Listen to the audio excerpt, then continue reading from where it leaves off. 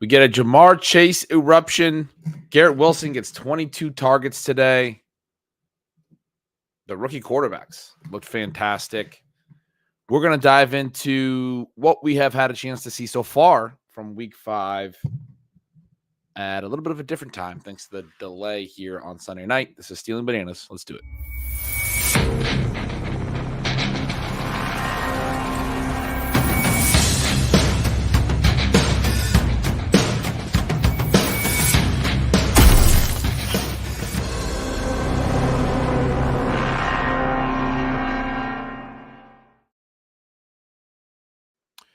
What's up, everybody? Welcome in to Stealing Bananas. The people who have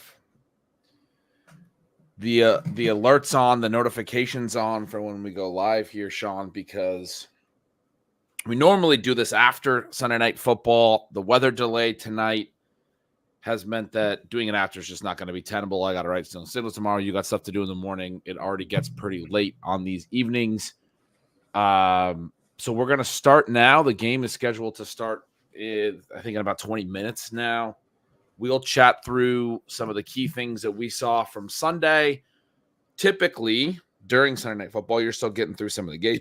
Excuse me. You're still getting through some of the games, and you have an opportunity to do all of that. Like the chat is saying, Brock Bowers, baby. You mentioned to me just a moment ago that was you have not gotten through a lot of the afternoon. But any positive Brock Bowers comments can always be thrown out there. They're always welcome. Yeah, he looked fantastic again. It's just hard to imagine that he's not going to be the tight end one the way that he plays. But yeah, you saw the morning game. The morning games and the early morning game. I just want to start out by saying, I love Justin Jefferson. I do think he's the best receiver in the NFL. We were in some ways regretting going down to the final second with our main event where it was Jefferson Chase, and we went Chase.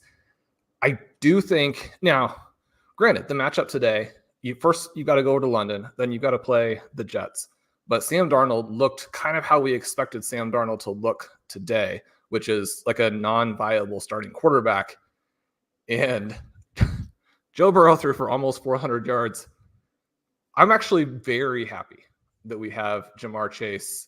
I know this isn't just a Jamar Chase versus Justin Jefferson type of conversation, but when you have that, you have those targets you mentioned, Garrett Wilson. This thing tightened up today in terms of first-round wide receivers. It did. Chase, we talked a little bit about, I think last week, I can't remember if we talked about on the show or off the show, but I had done the targets per out run piece last week. He's really low early in targets per out run, or was, with only about 16%, but it was fascinating because his yards per target was whatever, like 15. It was just an absurd number, and he still was like well over 2 yards per out run because those are the two component parts. Even when he's like way down, and it's similar to what we talked about with Brian Thomas as a prospect, Sean, where you joked with me in the offseason where, I kept talking about the targets per run. You're like, yeah, it's hard to draw a lot of targets when he's scoring touchdowns every time. We saw that again today with Jamar Chase, where he just, he gets like a little screen pass, and it's like, okay, well, they could put together a drive here, or he can just weave his way through the whole defense for 70 yards after the catch. Beat one guy, and then you're too fast. Yeah. Right. Jamar Chase, the sort of low 4.3 speed, 26 targets to their two main guys today. Now, 39 passes, but 39 passes is not the 50 plus that we see, from some people. I think you have to be the other thing from a reality perspective is I'm not sure if there's another coaching staff in football that loses this game where you throw for 392 yards, average over 10 yards per attempt, throw for the 5 touchdowns. But 26 targets to the two main guys. And T. Higgins looking like we had hoped in this game as well. They're 1-4 now, but Ben, the Cincinnati Bengals might be the most fun team the rest of the way. When you're thinking about what could happen, especially for fantasy, to see a team go out and look like this, especially on a day where after Nico Collins goes out, CJ Stroud and the Texans just looked, so disappointing again. The Bengals might be where it's at the rest of the season. I would have liked them to win. I don't like the 1-4. They go at the Giants and at the Browns in the next 2 weeks, and they're home against the Eagles, home against the Raiders. That home against the Eagles game looks tough, but I mean, between that group of at New York Giants, at Cleveland, and home against the Raiders, should be able to get 3 of the next 4, it feels like. And then you can get back to, what, 4? You'd be 4-5 at that point. You're 1-4 right now.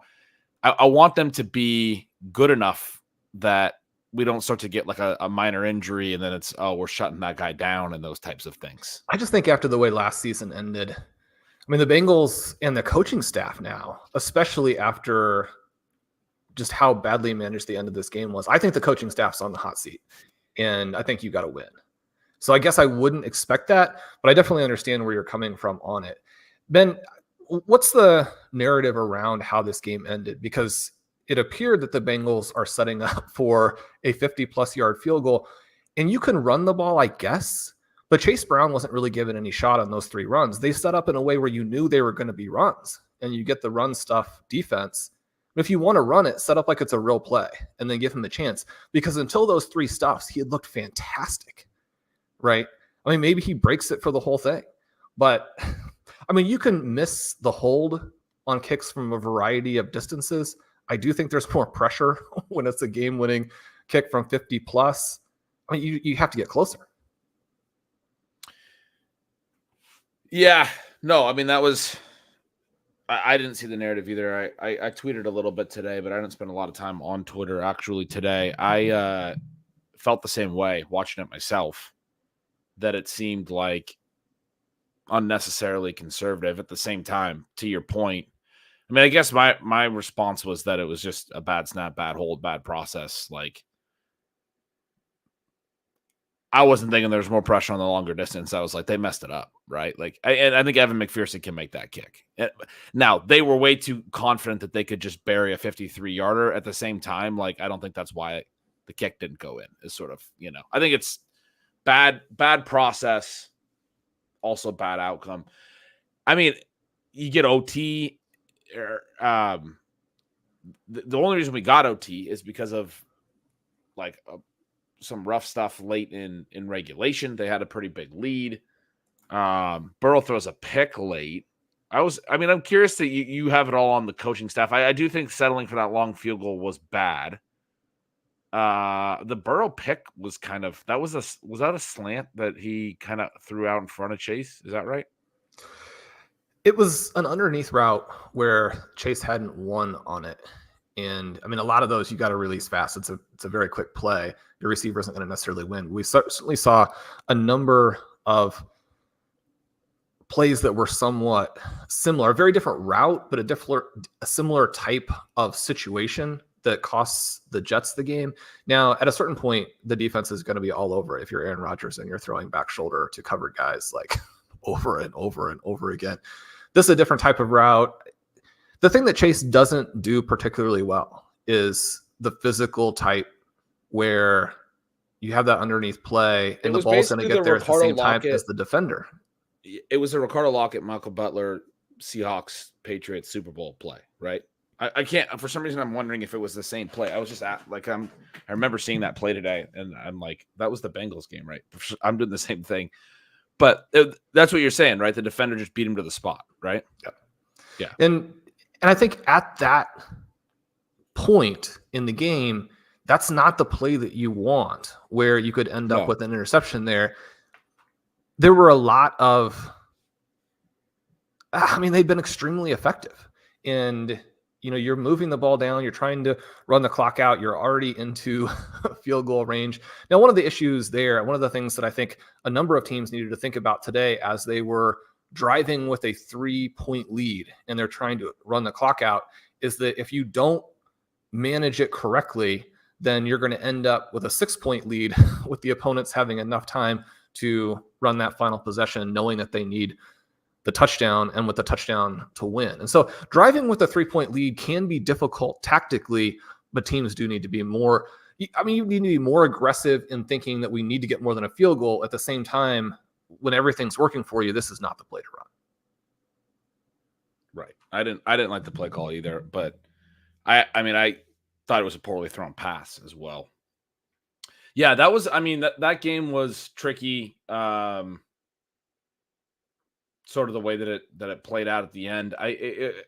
For me, it was also just one of those things where football is like at times just sort of high variance, right? Like the Bengals were out in front. They didn't, I mean, they lose that. It's a game of possessions, right? The Ravens do a good job to score a touchdown.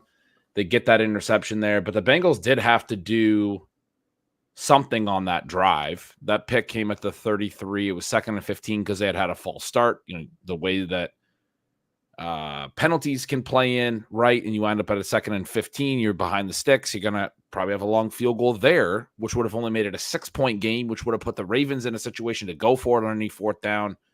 Instead, the Ravens drive down. They wind up kicking on a 4th and 6 to tie it. So you think about like a different world where they didn't get that interception, but the Bengals actually settle for a field goal. The Ravens are going for it there. Maybe it's 40. What is it? It would be 42-41 in regulation. The Ravens win. There's that outcome. So it's just one of those things in football where I guess the stronger reality of it is just like the Ravens executed on their final 2 drives in regulation, but then they botched it. And I mean, Lamar just completely missing that snap in overtime is a huge mistake, obviously. It was a weird play. I mean, you've got to see that one in. As you mentioned, I think the variance element was the story in this game. It felt like because Joe Burrow had, the best game that he's had in a long time and looked so good against a plus defense, you're feeling like the Bengals dominated. But the reality is that the Bengals defense is awful. The Baltimore Ravens offense is excellent and has a lot of things that they can do. I mean, they had the 2 games in a row where they barely passed it, and then Jackson throws 42 times very effectively here, again, because the Bengals defense is awful. But you get the 12 targets for Zay Flowers. He's pretty effective.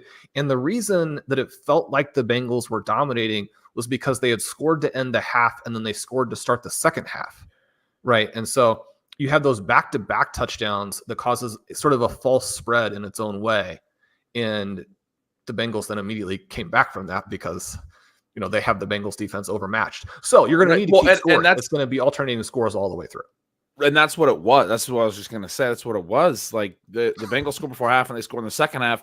You look at the game, the possession log from there, Ravens touchdown, Bengals touchdown, Ravens touchdown, Bengals touchdown, Ravens touchdown. The second half started with 6 straight touchdowns. No other. And when you consider that outcome, I mean, that was 7 total going back to the first half because the one is just an end of the half play. Right. So, yeah, the defenses weren't stopping each other. This was a little bit of a throwback game, Ben. This is what I would like the NFL to look like. I know. I saw Ron Stewart, who does some great work over on YouTube. He's a younger analyst. He said something like, I think this is the highest scoring game I can remember. And I was like, God, some of these analysts are so young. This is what weekends used to be like, Sean, like 5, 10, 15 years ago. Certainly we would occasionally get some games like this, which was very fun. Yeah, I mean, maybe. Yeah, I'm not trying to say he's the youngest person in the world and doesn't remember or anything like that. This may have been at the highest scoring weekend. I have no idea, but it did feel like 2020 all over again or earlier, right? The 2015 when we had huge games at all times. So Chase looked incredible again, incredibly efficient again. He wins downfield on a deep post. He wins after the catch because he can do that so effectively. 12 targets, 10 catches, 193 yards, 2 TDs. You mentioned that Higgins also has the 2 TDs, 9 for 83 on 14, a really strong line from him. But Chase looks absolutely like a superstar, and you were talking about how that does impact the way that we're going to see, what types of it's still very much up in the air. What, like, when you think about like best ball contests and things, who the first round pick was the right first round pick. I mean, it's certainly not Christian McCaffrey, but like there's a lot of other answers that it could be at this point. It's probably not any of the running backs because our guys Bijan and Brees are not doing a whole lot either. But there are a lot of interesting wide receivers. Chase is right back in that mix. The chat mentions. I just want to throw out before we kind of move on from this game that Zay Flowers has a great game. You mentioned on the show, I believe on Thursday, still felt like when this team threw a lot that Zay Flowers was going to be a big part of that. We did see that on their side. Baltimore, Lamar throws 42 times, 348 yards and 4 touchdowns. as well. I mean, you're talking all this about Burrow. We also have to address that Lamar Jackson had an incredible game passing in his own right. Derrick Henry really didn't do a ton until after the missed field goal in OT. He gets a 51-yard run. He had a short TD. He winds up with 92 rush yards and a touchdown. So basically had 41 in a TD prior to that one catch. I don't know if he was completely on the ground, Ben, but it was somewhat hilarious when you think about how tough so many of these short yardage touchdowns are, and like how struggling the Bengals defense is, that he basically fell down on his goal line score, got back up, and went in untouched. Yeah, they did a toss play, and he stumbled and then regained his footing, and then just did a Derrick Henry bash into the line, and is just a few weeks ago, Dan Campbell described David Montgomery as a heavy runner, and that's just been doing laps in my head ever since. I love that for these big physical back. Derrick Henry's the heaviest runner. He is. He He's runs also heavy. It's kind of amusing though, where he does have to get going. I mean, he runs like a small back, and then he runs like a big back, which he's been extremely effective with. When he was met back in the end zone for the play that ended up in a safety, you could almost see it on his face where he's like, no, I don't force missed tackles in the backfield. This is going to be a safety. Yeah. Yeah, that was a brutal one. But you mentioned Flowers. When they did throw, what we would see, we get a 42 pass attempt game. We get 350 pass yards, 4 TDs. Flowers, unfortunately, doesn't catch one of those TDs. We get 2 Isaiah Likely TDs on, 3 targets for the game, 3 for 13 and 2 touchdowns. One of those was a ridiculous play by Lamar, extends the play all over the place, throws back across his body, but in a way that actually looked like it made sense, which rarely it does. But Flowers leads the team with 12 targets by a lot in terms of volume, 7 catches, 111 yards. Then we also get Charlie Kolar, who has 3 catches for 64 yards and a TD, a 55-yard catch. I mentioned the 2 likely TDs. Mark Andrews does wind up with 4 catches for 55 yards. But Kolar had this 55-yard catch up the seam, and then right after that, Likely caught the TD. The next possession, Andrews does finally catch a pass, but then Kolar catches the TD at the end of that. The announcers are going, I tweeted at one point, said, and there's the other tight end, Andrews. And I'm like, he's the other tight end now. Mark Andrews. That's the third tight end. The third tight end. He's just like mixing in after the other 2 are part of the prior drive. It's brutal. He did get a little bit more involved, it felt like, but it's just so clear that he's a part of that jumble of other guys. Justice Hill, another guy who, obviously last week led the offense to a certain degree. He has 2 targets, 1 catch. Bateman has not really earned volume well. He does okay here. 8 targets, 4 catches, and a touchdown, 58 yards. But Zay's the guy that looked like the sort of engine of the passing game, is the point that I'm getting at. Did you want to comment on him before we move on from this game? He looks great. He's almost impossible to cover. I'd like to see even more downfield with him, even though he averages the 16 yards per catch here, but not a super high catch rate. He did have one like borderline drop late where the clock is running, and his route had taken him almost all the way back to the line of scrimmage, and he more or less bats it down like, I don't want to be tackled for 0 gain when we're in this particular situation. Still a lot of weirdness, I think, with what the Ravens are doing with their routes. And Andrews is probably not himself. I do think that we'll get more from him later in the season. Certainly, anybody who is playing him today, every time you're looking at the jersey and you're seeing it's 88 instead of 89, just squeezing the heart there a little bit, I think. But yeah, I mean, this team can win in a lot of ways, which is one of the things that makes them so good. I think if you are one of the other AFC heavyweights, you are desperately hoping that they would somehow lose their 3rd game. It's been a little bit of a fluky start when you think about just how dominant the Ravens are, that they could have very easily fallen to 2-3 today. As we kind of transition to the next game, it seemed like they were going to, right? It seemed like we were going to have the Bengals and Ravens both at 2-3. Steelers may be in pole position in the division. The Ravens stealing this game to a certain degree, and now they're 3-2. I mean, the difference between 2-3 and 3-2 just does feel quite different with how good they've played. Because you feel like from 3-2 they can springboard to 6-2 or something if they can go on a little run here. Yeah, and there's still more there for the Bengals. We know that Joe Burrow throws with great anticipation, doesn't have the strongest arm. He had that sort of throw up pass to Yossi Vash, which did land perfectly in his arms for a 39-yard reception to go down to like the 2.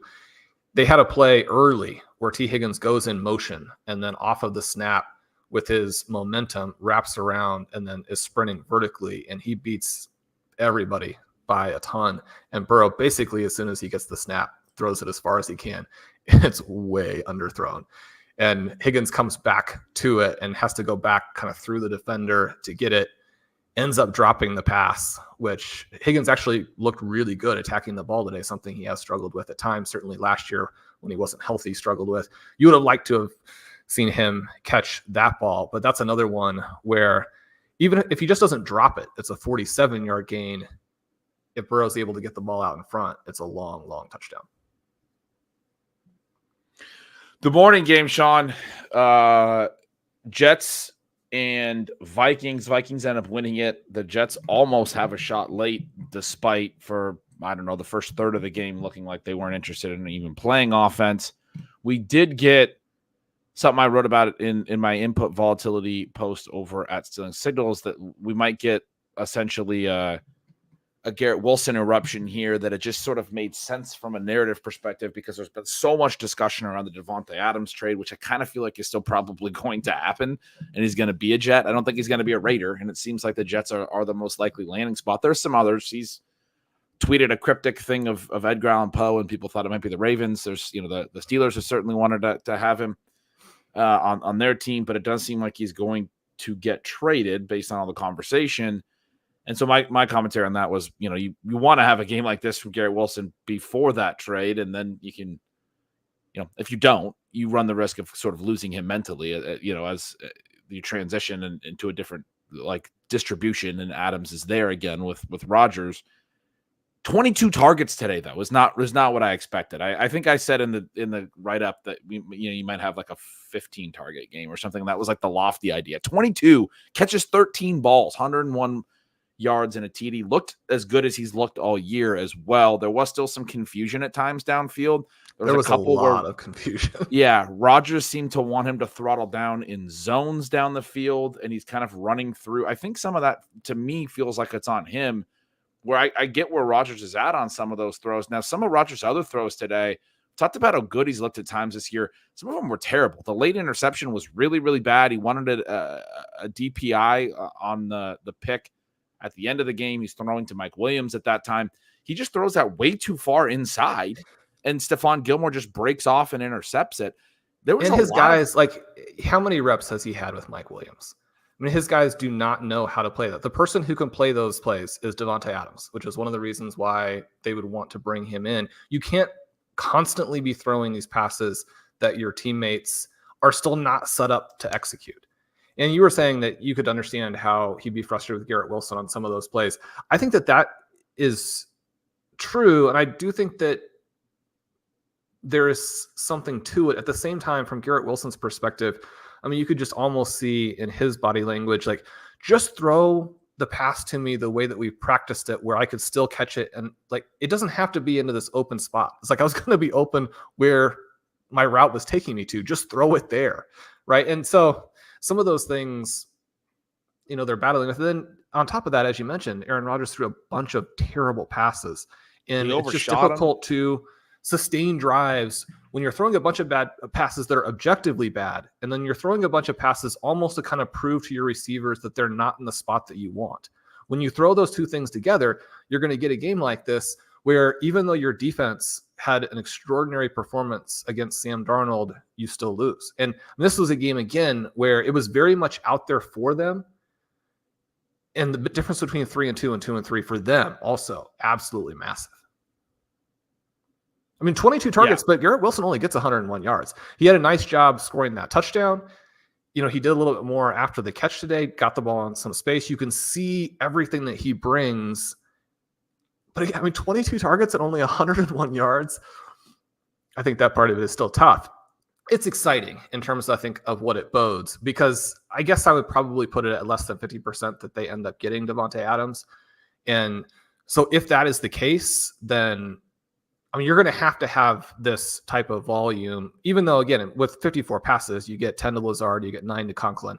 But I mean, he's got to be the guy if they're going to do anything. I don't think they're going to do anything, but if you're going to play Braylon Allen half the time, then the only way your offense wins is if Garrett Wilson gets a huge number of targets.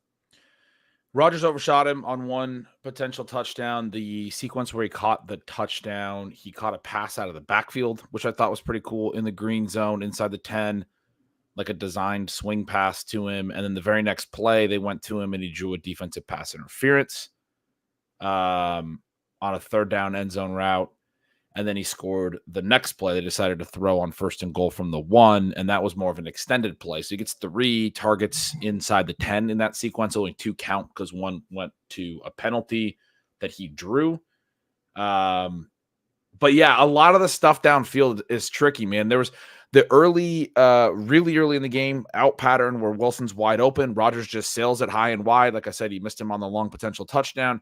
But then some of the other stuff in those zones we're talking about, the throttling down, like who might it be? It's just like a miscommunication where Wilson's sort of running and Rodgers wants him to stop.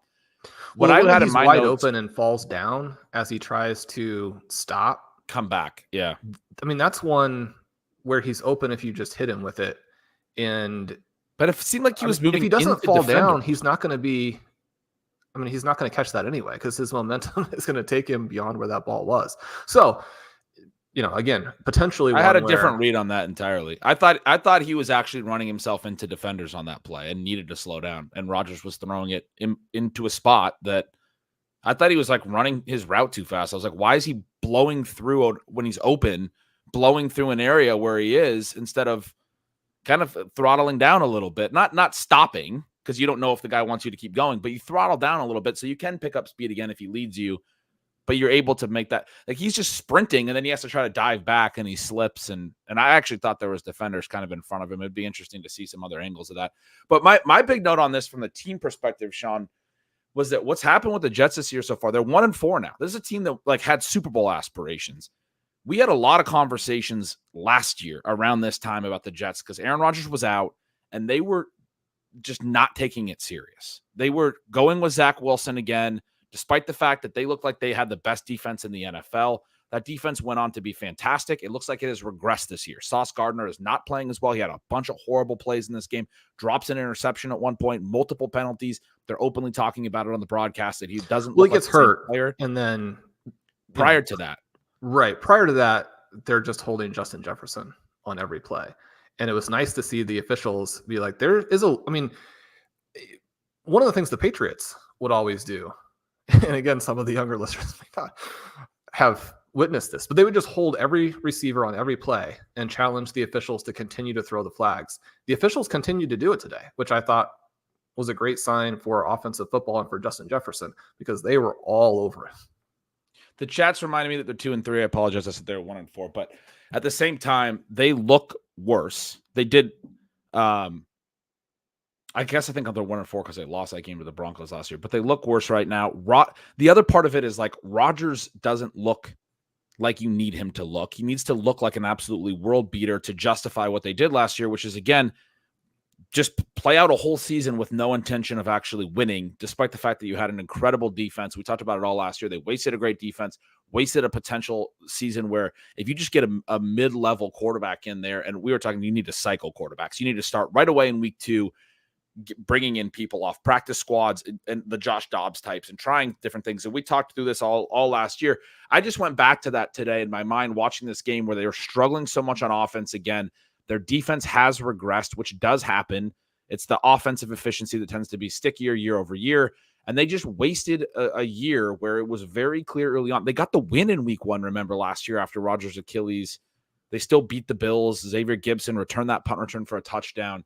That's why there's just no excuse for me in hindsight for them not being more intentional last season about trying to go win. That's the whole rule in the NFL is you can never count on things. You can't plan multiple years in the future. These windows close so quickly.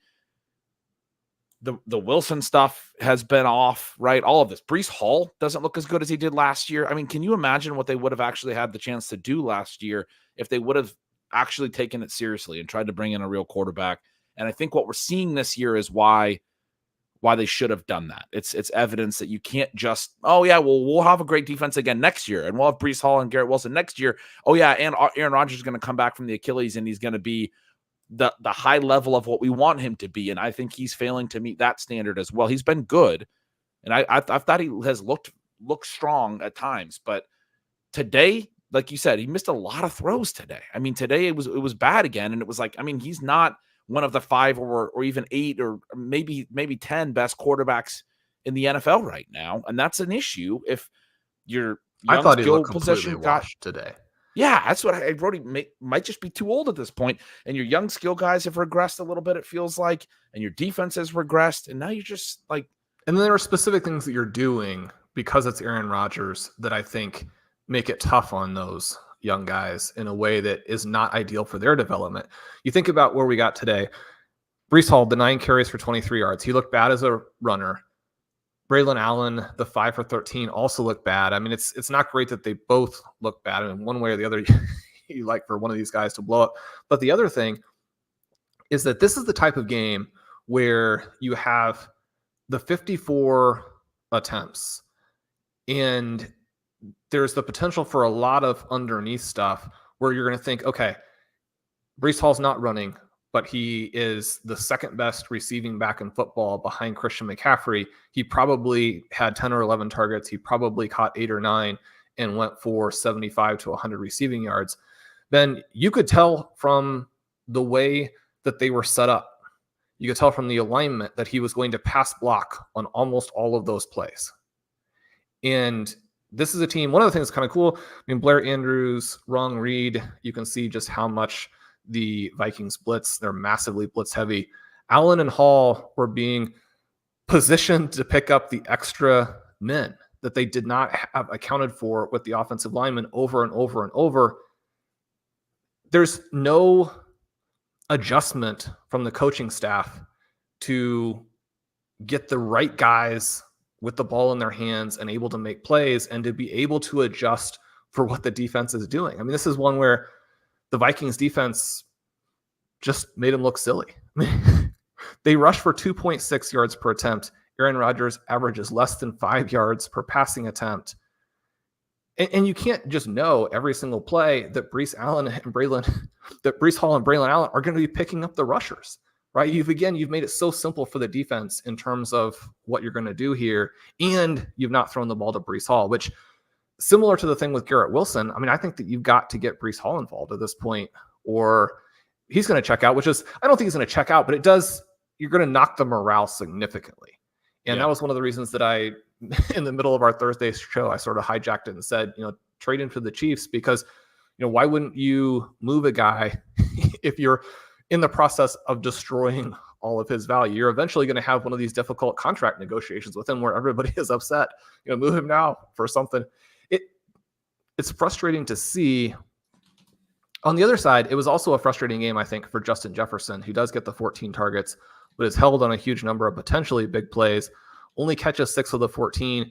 It was also really gross for Jordan Addison, who just had a little stretch where he catches his 3 passes. Otherwise, does very little in this game. He does get the 8 targets. Ben, he was also the target on several big plays that could have happened. He was open deep for what would have been a long touchdown, and you could see the lack of arm strength from Sam Darnold on that one. He was the target on a badly thrown interception.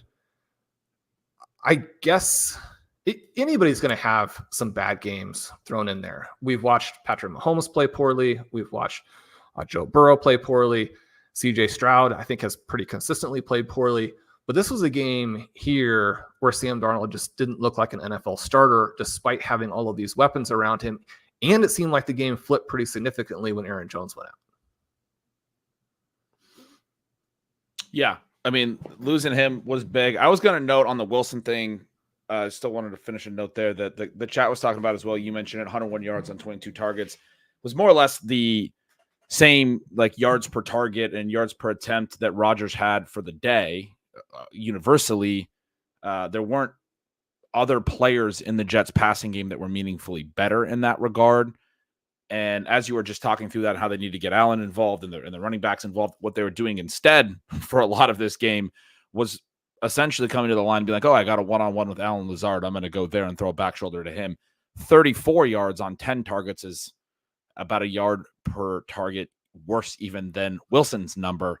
4 catches on 10 targets, and about 4 drops as well.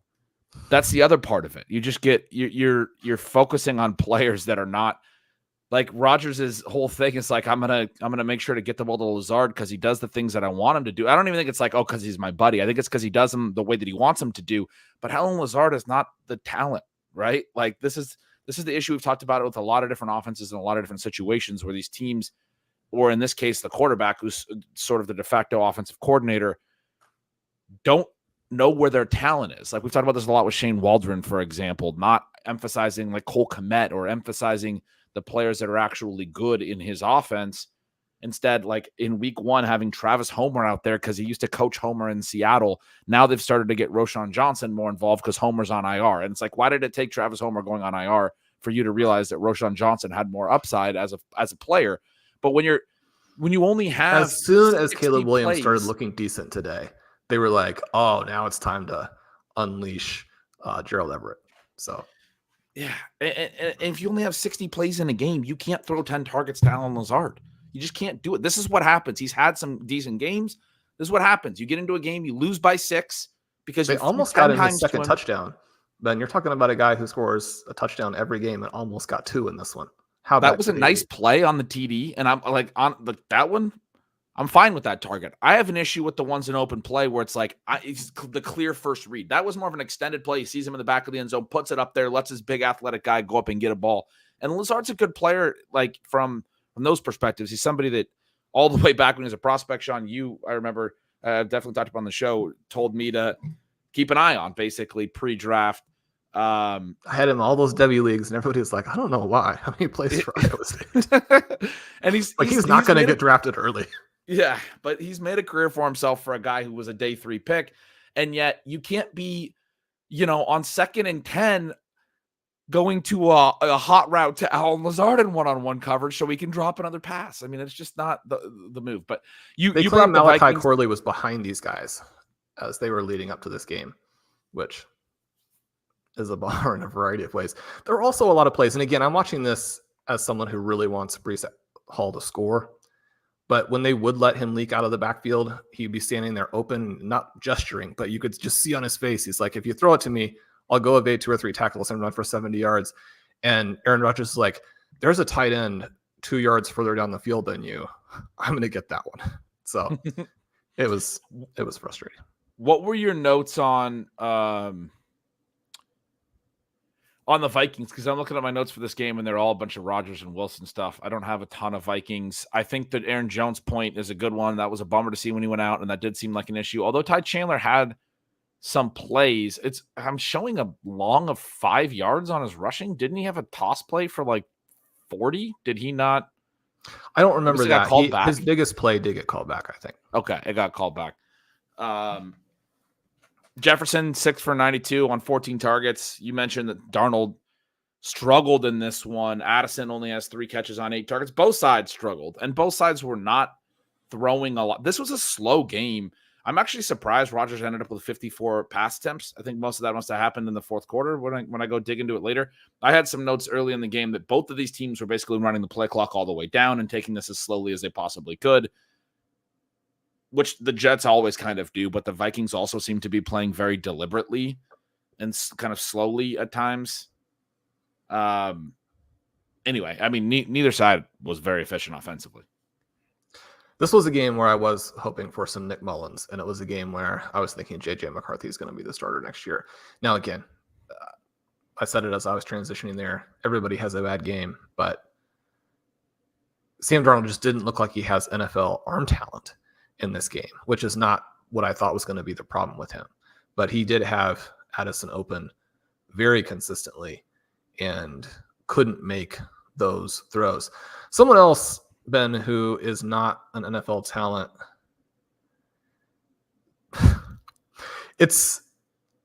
we picked up the Washington defense for a lot of our teams for this week. I was a little bit nervous about that because their defense is really, really bad. And then you watch Deshaun Watson try and run an NFL offense, and you're like, just every single play is going to be a sack. Now, he did get a ball to Jerry Jeudy in the end zone that Jeudy. One of the notes that I had from this game is if you throw a slightly off-target pass to Jerry Jeudy, he is not going to bring it in. But I mean, that one wasn't even slightly off target. That was as clean of a pass as I recall it. I just had there was a defender that had a But it was a bad play. Yikes.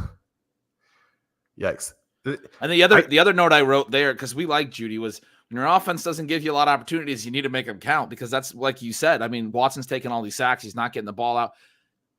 That's one of the frustrating things about a lot of these spots where the offenses are the kind of have-nots. When we talk about the haves and have-nots, when your offense is struggling and you get that opportunity, you got to catch it. I mean, you have to catch another opportunity. He drew fewer targets today than Elijah Moore. I don't remember a time. Well, there are tons of teams just from this year, but this is maybe the worst that I've seen an offense play, because again, the Washington Commanders defense is terrible at all facets. And they're 4-1 because they may have the greatest young quarterback of all time. Ben, this was one where Jayden Daniels even threw some incomplete passes, and yet the throws down the field and the ability to run, it was absolutely extraordinary. It was pretty frustrating. They pulled him with almost the entire fourth quarter to go. And there had been, so Terry McLaurin goes 4 for 112 on his 8 targets here, but he had a bad, not a drop, but Daniels threw an amazing pass into the corner of the end zone where, unfortunately, McLaurin was doing the thing you're always talking about, where he was desperately trying to make sure he got his feet down and did not actually do the work to catch the ball. He loses that touchdown. You get multiple scores there for Brian Robinson in this game, who only had 7 for 18 as a rusher, but vultures a couple of what I would consider to be Jayden Daniels scores. You also have a fumble by Terry McLaurin in this game. This was a pretty bad game from Terry McLaurin. Also, Zach Ertz, 2 catches on 8 targets. The Commanders are 4-1. And they've been doing a lot of fantastic things. The only reason that Ertz didn't have a fumble in this game is because he managed to drop it first. He also had like 3 other drops. Just cut him. I mean, your team is somehow going to be a playoff team. You have got to take the next step. There was a pass today, Ben, even worse than the drops, right? Where Jayden Daniels, he goes into his drop and then he floats up the softest, like the least far that he can possibly throw it on a pass a little bit downfield. He overthrew Zach Ertz by like 15 yards because as Zach Ertz started running, time started passing in the opposite direction. Did you see that play? I did not, but Ertz has not been an NFL athlete for a half decade, and yet Cliff Kingsbury seemed to want to make it a priority after signing on as the offensive coordinator to bring him in this offseason. They gave him $3 million, $2 million guaranteed on a 1-year deal that didn't seem like anyone else actually wanted him. I don't think he's going anywhere. You mentioned the cut possibility. They did this in Arizona, or Kingsbury did this in Arizona. They I don't know, his veteran leadership or something, but yeah, you're right. I mean, 8 targets for 10 yards is worse than the stuff we were just talking about with the Jets. It's very bad. It's a lot worse. It's but unlike the stuff with the Jets, other than that kind of hilarious one I mentioned a minute ago, where I don't think I've ever seen an NFL, when the offensive and defensive linemen get involved because there is a return one direction or another, and you see those guys rumbling, it's way faster than how Zach Ertz was running on this seam pattern. But the rest of the targets to him were on him because Jayden Daniels throws the most accurate ball in the entire NFL. Anyway, is he going to win MVP? At Stealing Lines, I took it was 35-1 last week. People were saying today that if they had to name an MVP today, they would vote for him. Offensive Rookie of the Year is already like minus 200. He's the favorite, which is crazy when you think about what Malik Neighbors is doing, what Brock Bowers is doing, and all these guys are doing. Jayden Daniels is going to run away with that award at this pace. The Commanders are 4-1. And usually MVP needs to be the 1 seed, and I don't know if they can actually win the 1 seed, but it does seem unique enough that because they've been so bad for so long, if the Commanders can actually win the NFC East, even if they're like the 3 seed, and especially if it's like the Vikings, they get the 1 seed, you're not giving it to Darnold. And if it's the Chiefs on this side where everyone's kind of negative about Mahomes, I think Jayden Daniels is like the MVP, not front runner right now, but especially after we're going to talk about the Houston Buffalo game, but Josh Allen was the other favorite with Mahomes. I think Mahomes is kind of the default favorite because Josh Allen has now had 3 bad games in 5 appearances. Right. I mean, he's not even in the conversation. Well, he's the second favorite coming in this week, and Mahomes was the first favorite because they're 4-0, and if the Chiefs are 4-0, you're going to – but all 4 of those games they could have lost. All 4 of them they've won. Patrick Mahomes has been – I mean, people gave him a hard time last year when he was dealing with a lot of stuff and on-field stuff. Just the teammates were making a bunch of – I mean, you had Kadarius Toney lateraling the ball to the other team like 3 times a game. Patrick Mahomes has been – so much worse than he has ever been in the first 4 games. I don't think either of those guys, it's not fair to the entire rest of the NFL community of players to have those guys even on the radar right now. Now, like you said, if your team ends up doing well and you mount a spectacular statistical comeback, that's one thing. The thing that I think it's important to hammer home here, and again, I mean, running the risk of hyperbole is not something that I worry too much about. But I would say that the Commanders team top to bottom is still absolutely awful. Statistically on defense coming into this game, they were terrible. They don't have a lot of talent there.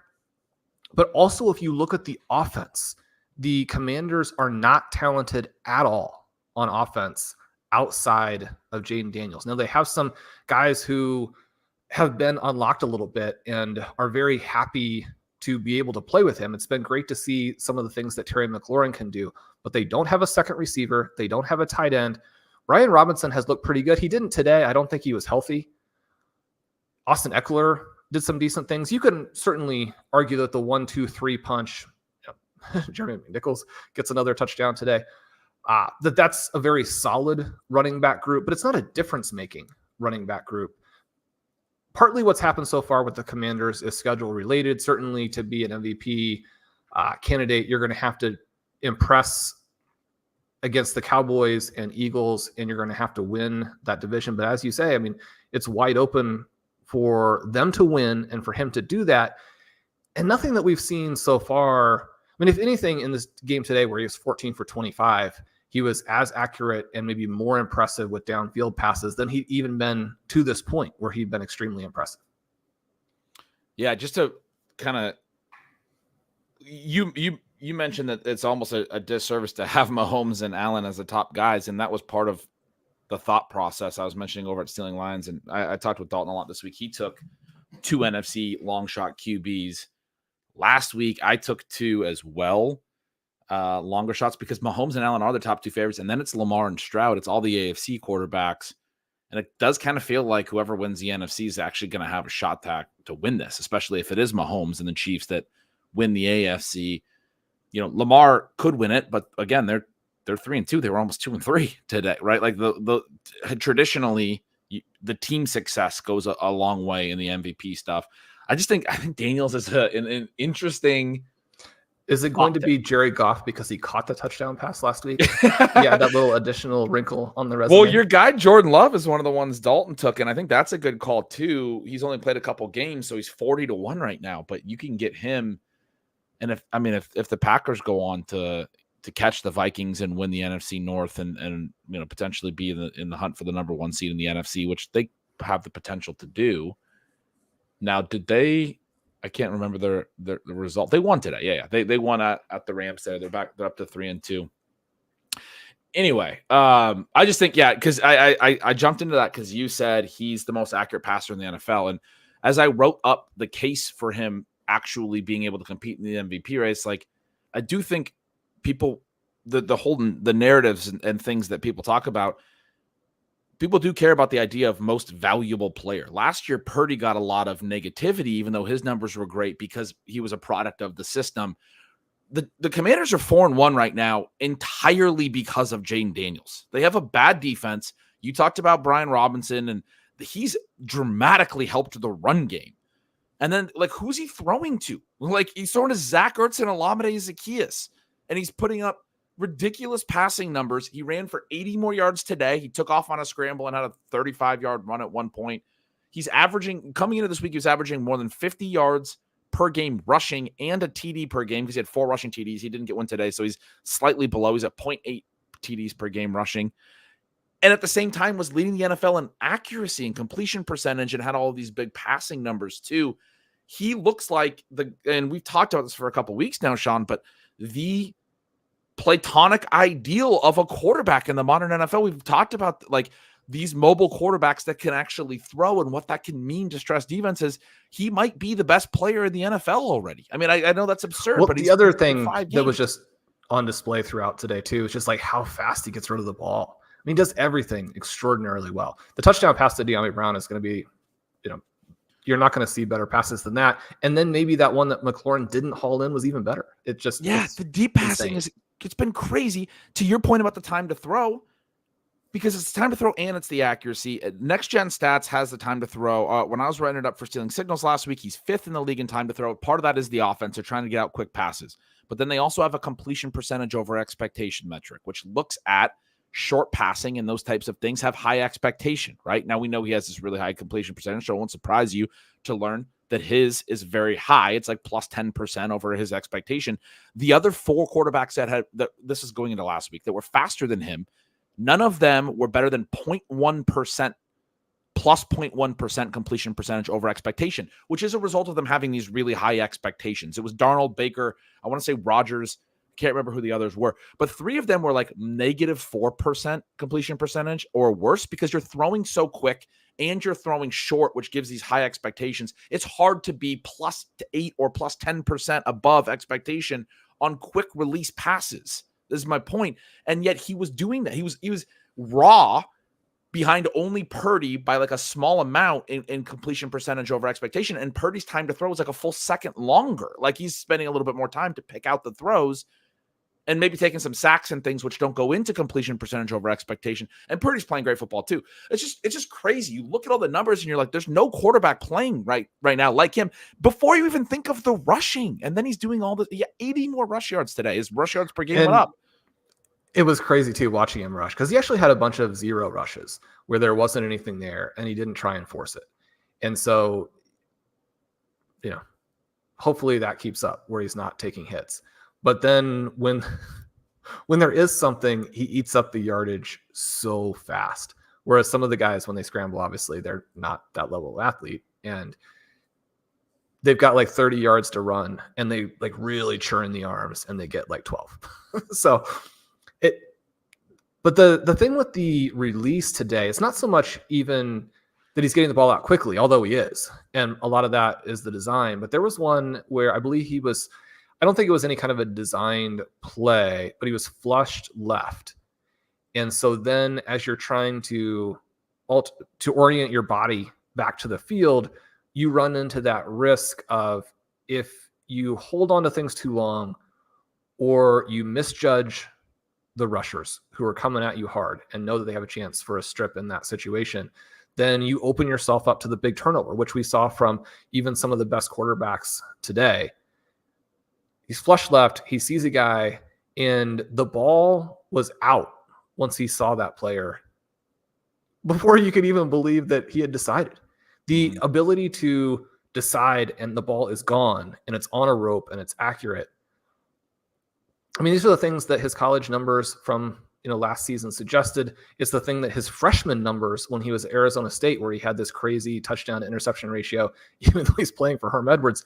There's just a lot in the background too that supports all of this. But then maybe the more surprising one today was that despite the limitations perhaps of the offensive coordinator, Caleb Williams continued to throw those frozen ropes and to look feisty. Today, he did some scrambling and you could see the rush ability when he was going for some first downs. You could also see the competitiveness and then throws for over 300 yards and gets those connections to DJ Moore. There's still a lot more that you would like to get. I mean, we want to get Roma Dunze involved. Perhaps Keenan Allen ends up getting involved, but to have those long completions to DJ Moore. And the one that kind of bums me out, even though he finishes second in yardage, Ben, he had what would have been a 60-yard touchdown pass to Cole Kmet. He's running wide open down the sideline, throws it a little bit behind him. And so I was disappointed about the pass, but I was mostly furious with Kmet, who as soon as the ball was behind him, he just turns and catches it and goes down. And you're like, there's no one around you. Keep running for the touchdown. That was too bad, but Caleb Williams looked fantastic. He did. He lost a rushing touchdown to a clipping call at one point. We've talked about, you just mentioned he looked good as a rusher. We've talked about how he had a lot of rushing TDs in college. He had one in the preseason. I don't believe he has one in the regular season yet. And maybe he had one earlier. I don't think he has yet. He would have had one in this game. He ends up losing it. We get 2 short Roschon Johnson TDs in this game and one for DeAndre Swift as well on the ground. But yeah, Caleb, it was too bad on that clipping play, and it was one of those that there's not that much you can say about it, but you could see the offensive lineman. He's watching the screen. They're showing the replay, and you can see on his face the fact that what he did was flagrantly illegal. But he's also thinking to himself, and when you've done something that looks both illegal and dirty, you can't be like, well, also I missed him, but he did miss him, right? So I didn't see it. I just saw the penalty on the play, but I didn't see the replay. That's funny. He dove with the back of the guy's legs, and the guy had somehow managed to like change his balance, and he may have even sensed him to where he pulled his legs away from it at the last second. It didn't really look like there was contact there. Certainly, if you wanted a Caleb Williams touchdown, you're like, oh yes, that's such a dirty play, but he didn't make real contact. He with the failed to commit the penalty he was trying to commit. Oh man, that's great. Yeah, no, I thought he looked great. I thought he looked great passing. I don't really have anything big in my notes to add to what's already there in the box score and what you were just mentioning. But the touchdown passes to DJ Moore were great. We got to get to that Bills Texans game, but as we leave, I do want to mention the leader for the Carolina Panthers was Jalen Coker. He was good. Maybe Blair's favorite player. Really? He would write about him all the time, and I'd be like, Blair, I don't think that he is necessarily going to play this season. Well, we want to be aware he may not play, and he looked great. I what I wrote was Jalen Coker vaguely decent looking ? Like where did this come from? Because to me, it's like if this guy wasn't already playing ahead of Jonathan Mingo, then there must be something wrong with him. But as soon as he has to play, right? Like I think so. They don't have other receivers. Thielen's hurt now, but he should already be playing ahead of Thielen. The reason I've been talking up League in stealing signals the last couple of weeks, and now he's hurt with what looks like a potentially serious shoulder or collarbone thing. He landed on his shoulder pretty. He got tackled hard on his shoulder and went out very limp on the arm, not able to even move it around. I'm not sure anything else. I haven't heard anything, but it looked like there might be a shoulder issue there. But basically, part of my whole Deontay Johnson thesis too was there's not a lot of depth in this passing game still. We talked about this last year with Bryce Young. We thought it was a horribly constructed receiving room. Jonathan Mingo looked like a bad prospect. He played horribly as a rookie. Adam Thielen is not a number one. You have nothing. They go and get Deontay, but you still have 3 guys running routes in these formations that are not actually, they're below replacement level players in some cases. When you have, Tommy Tremble also gets a concussion today, so I'm not trying to come at him, but he has shown to not be a very good tight end. They need to get Jatavian Sanders involved more. But when you're running Tommy Tremble and Mingo, Sanders dropped a potential 3rd down conversion that then the game. I mean, the Bears were going to win this game either way, but it was a key play where they then went for it on 4th down, didn't get it. The Bears go down and score. It let the game get out of hand. I was a little bit disappointed with him. The play with Tremble was just like the McBride play where that's got to be an offensive penalty. Yeah. But yeah, I mean, you're running, and Mingo made a nice play at one point. He was wide open. It still is I said it was a nice play, but frankly, it's dude, how did you not score a touchdown? It's he ran towards the defender just to make sure he caught the pass or something. Anyway, the point is, amid all of that, Coker, 4 targets, 4 catches, 68 yards, catch and run for 31 yards at one point for his big play where he gets up the sideline. He does, he's fairly big and he moves well, but he doesn't look like the most athletic guy in the world or anything. But you just see why some guys are good when they can make things look easy, right? Even if he's doesn't look like the best athlete on the whole field, he can make it look easy. Seems like that guy's got to play. It's interesting you brought him up. I had him at the end of my notes. Like I said, this vaguely decent looking. I was going to kind of throw a little note in it stealing signals. I didn't know that his profile was that interesting and that Blair really likes him. That intrigues me. Holy Cross guy, 2022, yeah. 18 yards per reception with 11 touchdowns in 11 games. 2023, 17 yards per reception, 15 touchdowns in 11 games. His dominator rating, his yards per team attempt, at least for what we have, was over 4 last year. Broke the scale. His dominator rating over the last 2 years combined is almost 50%. I don't know that, 42-inch vertical, right, with decent size. So there's a reason that even though he wasn't really projected to play, that Blair has written about him a lot. Yeah, that's cool. I mean, the Holy Cross stuff, you always, wonder about the level of competition and those things, but it's like one of those things, like all you can do is beat the team in front of you or whatever. Like all he can do is put up a 50% dominator rating if he's playing at Holy Cross, and that's what he did. Like that's a really large number. We want to talk about the Bills and Texans before we wrapped up tonight. Won't probably get to much else, but the other guy who had a play just like what you just described for Cole Kmet was Dalton Kincaid. He had a tough one on the sideline where he let it kind of slide. I thought it should have went as a catch. The broadcast booth thought it should have went for a catch. It would have been about a 20-yard catch. It did not count on a third down. Later had another opportunity to catch a pass that he didn't catch. And then a play later, he gets open up the seam for what would have been, I believe, a 72-yard touchdown. And he's 2 steps behind the linebacker. You get the matchup you want. You got it's a Tampa 2 look where the linebacker's got to carry the tight end, but the tight end's Dalton Kincaid. He's too athletic for that. He's got him beat, and Josh Allen underthrows it by a good 3 to 4 yards, and the linebacker's able to make this leaping tip, and it's like, oh, look at this great athletic play he made. Meanwhile, if you're watching Kincaid, because you're overexposed to him in fantasy, you're like, he's slowing down and reaching back off his back hip, hoping that ball doesn't get tipped so he can catch it behind him. If that ball's, out in front of him, he's just, unless he's caught from behind, he's just running right up the seam for a touchdown. For the throw was, I think, to like the opposing 40 or so, because it would have been about a 72-yard TD. It probably had about 30 yards of air yards, and he would have needed to run for another 40 yards. Maybe a cornerback or something would have caught him, I was thinking. But it would have gone for at least a 50 or 60-yard completion, potentially a 70-yard TD.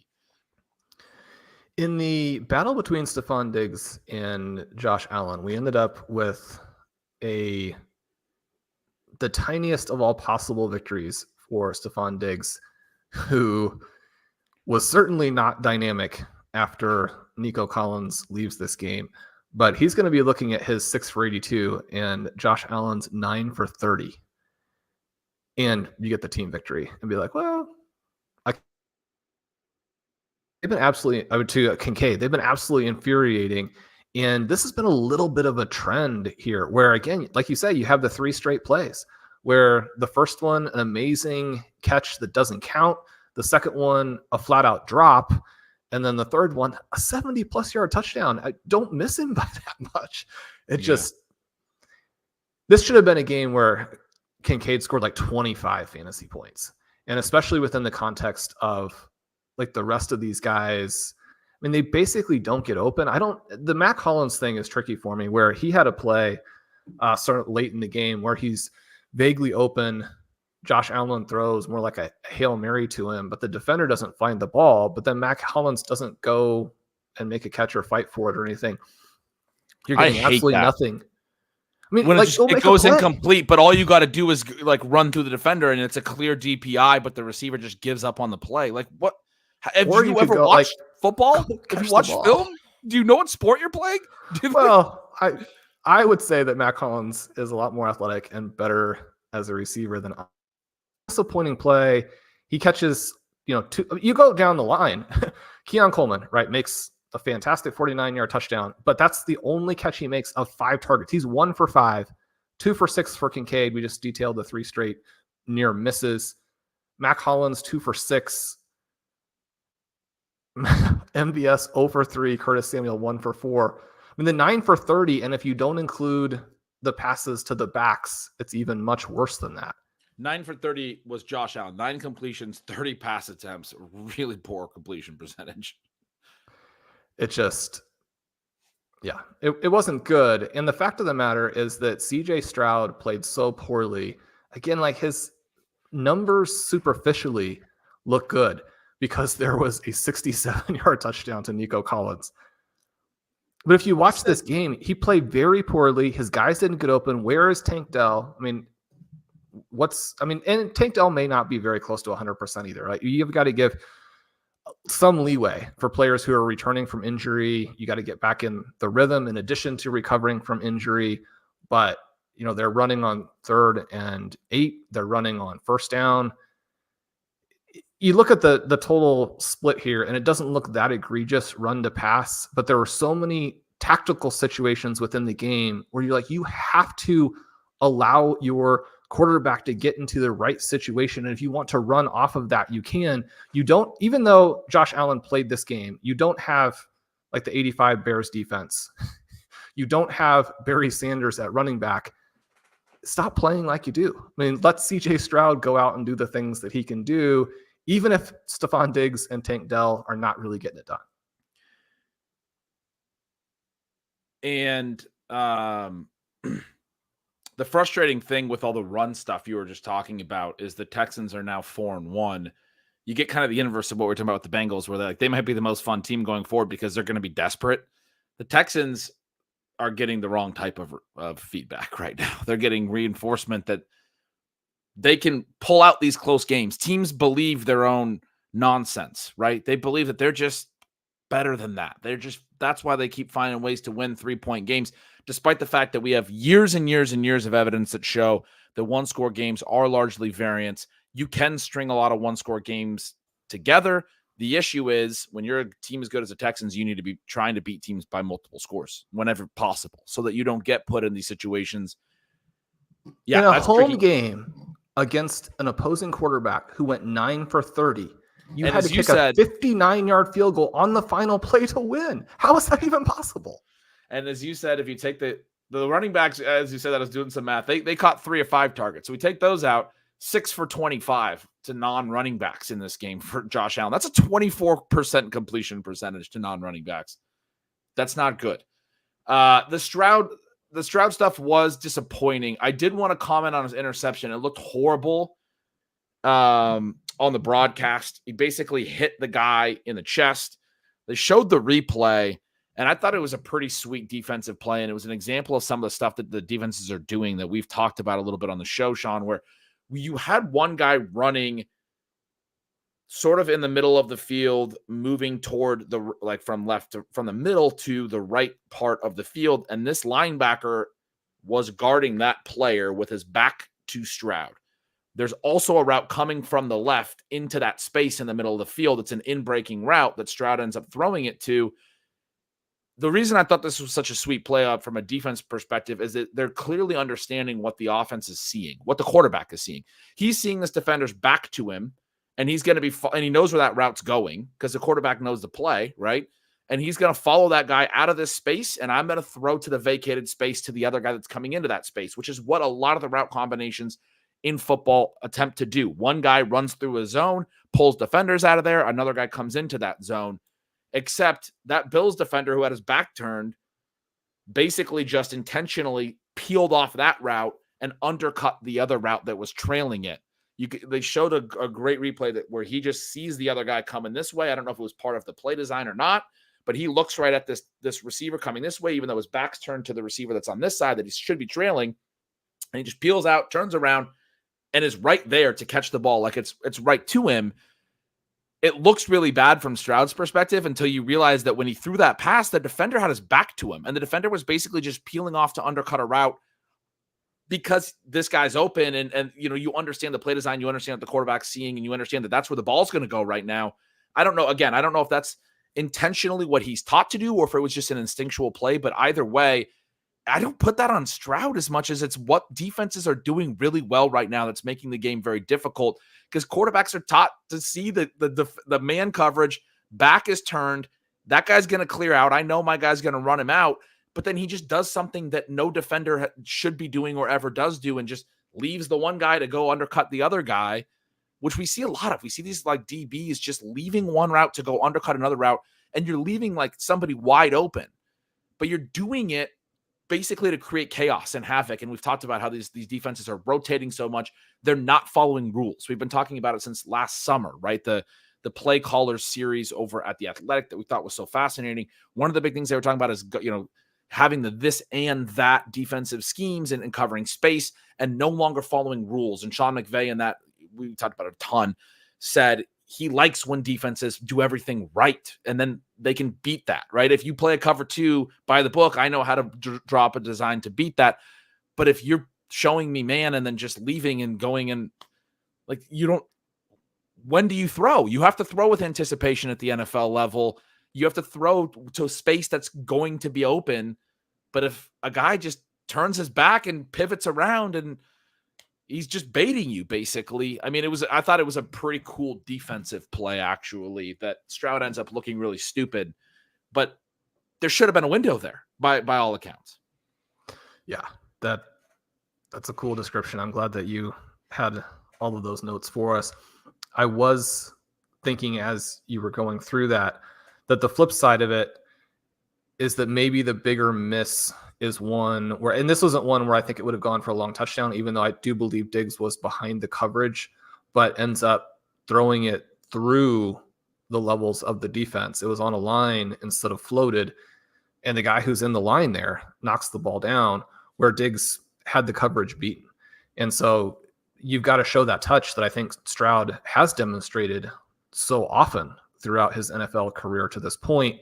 It seemed like today he was trying to throw, through defenders, into windows that maybe weren't always there. But the flip side of that is that your players have to make plays. One of the notes that I do have for this game, Ben, and it kind of goes back to the idea of how did the Texans dominate so completely and not put the game away. They had a third down up 17-3, I think deep in the third quarter, actually in the very first drive of the second half, where he makes a nice pass on the 3rd and 5 to an open Dalton Schultz, who just doesn't extend his arms and doesn't go make the play.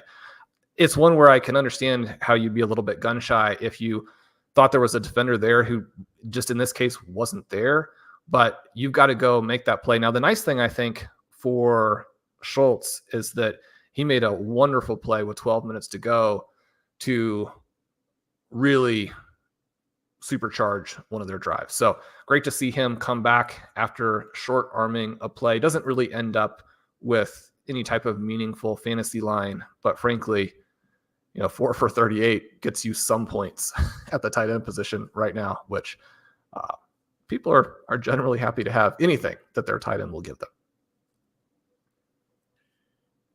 Yeah, that's what makes the Bauer stuff so cool. Sean, he had another great day today. We talked about it at the top.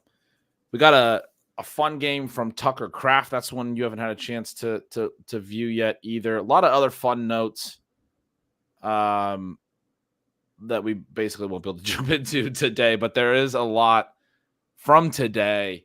It was a high-scoring game. We got a bunch of 30-point team scores. We got a bunch of teams opening up, I would say. We talked about this a little bit in week 1, 2, 3. A little bit of an extension of the preseason thing, a little bit with the high run rates, thinking that, it was the cover 2 and all these things, but it's not. It was more that offenses were really struggling to pass, so they were taking what they could actually get, which was the runs, but it can't actually be the solution. You can't just run every down. And so we are starting to see those those offenses that are willing to do the things that we've talked about for years you got to do, which is throw into what used to be run looks, right? Like you have to pass into the stuff that used to tell you to run. That became true, clear in, I want to say it was 2022, the year where, the Bears and the Falcons had the absurdly low pass volume numbers that season. And then we normalized last year. We're seeing it again this year, where the new meta in the NFL, the offenses, their counter punch is slow developing, but they do understand what defenses are doing now. And they're not just going to we got to run because we got nothing else. And it's a run look. they are willing to try to find situations to throw, even when you have a clear, pass defense on the field and those types of things. And we didn't see that as much in weeks 1 and 2, but we're starting to see it now in week 5 as we start to approach, mid-season for all of these offenses as they evolve. One of the things that was talked about in those first couple of weeks, the lack of preseason, the lack of padded practices and those things, it's probably true, right? And we might just have to get used to that now, especially because the NFL is going to eventually go to an 18-week season, that the first month of fantasy, we're going to have to be a little bit patient with offenses as they're a little bit building into what they're going to be. But when you get to week 5 here and you start to see a lot of these offenses opening up a little bit, see these 30-point games, we see some of these shootouts. I thought it was a really fun, optimistic week. We got a lot going for us. Yeah, I love that description of it. You never want to say when players are doing well, like, just wait for them to get hurt, because they don't always, and we certainly don't want them to. And that's not the reason that we're drafting in certain ways. But I think that the other thing that you do get throughout the season is just some attrition at the running back position, that once you're robbed of those electric playmakers, it's hard to make even the run looks efficient, right? And we saw that today with Aaron Jones going out. He's somebody we really liked. It was a huge bummer to see him go down. But as we lose starting running backs, now there are some backups who are actually better, and it will unlock some people. But when you don't have the playmakers at the running back position, then you've got to throw more as well. So I think that those things, there's a confluence that occurs there where the teams need to throw more just in general. Once you've had the more practice, as you say, you're going to be much more in tune with it. It's hard not to look back at the Bengals game today and feel like, if Jamar Chase goes to practice, they would have gotten off to a better start. It would have been, yeah. And to put some numbers behind this real quick, week 3 was Andy Dalton's first game, and we talked about this just 2 weeks ago. Andy Dalton became the first player to have 300 yards and 3 touchdowns in a game. And then we talked about last week how Jordan Love had 404. Well, this week we got 504 from Cousins, 392 and 5 from Burrow, 348 and 4 from Lamar, 359 and 3 from Flacco, 371 and 2 from Lawrence, 2 other 300-yard passers, Stroud and Caleb Williams. I mean, Baker Mayfield had another 3-touchdown pass game for another player who had 3 pass TDs, but we had 3 games of at least 348 and 4, right? Just 2 weeks ago there was 303 games in weeks 1 and 2 combined. I mean, and you lose some of the quarterbacks too, who are struggling. And then, the fluky thing with the Colts, where you lose a run-oriented QB and get just damn the torpedoes approach from Joe Flacco. Yeah. You're going to get some passing yardage. But we talked about how that type of quarterback might be kind of the key, and we're seeing that. I mean, it was cool to see with Cousins as he started to get a little bit more mobile. It's cool to see with Flacco. Obviously, Burrow can be that guy. It was cool to see even, Baker on Thursday night have the 3 TD game, and he's been playing pretty well. There's several of these type of what Dalton's done for the Panthers. It's not amazing or anything, but he's not working with a whole lot. There's several of these quarterbacks that are lengthening the player pool for fantasy when they can drop back and throw the ball and complete passes and read defenses and get us 300 pass yards. It's a fun time. We're entering the buys. We got more players that are relevant though. So I'm optimistic about fantasy right now, Sean. Yeah, it's looking good. The Thursday night game. Not a lot of defense in that one, which is exactly how we like it. This has been a blast. This has been a fun live Sunday night episode of Stealing Bananas. Ben, as we close out here, have they started? Are they piling up the points? We get some big Justin Fields scores so far. They've started. I'm not seeing points piled up. It's 6-3 in the second quarter. Okay. Well, just wait. We're gonna get some guys free behind the defense there. Appreciate everyone who has tuned in with us for this unique time. Good luck to everyone tonight with the Sunday night game. Good luck to everyone tomorrow. Take home those wins in week 5. We love you. Talk to you soon.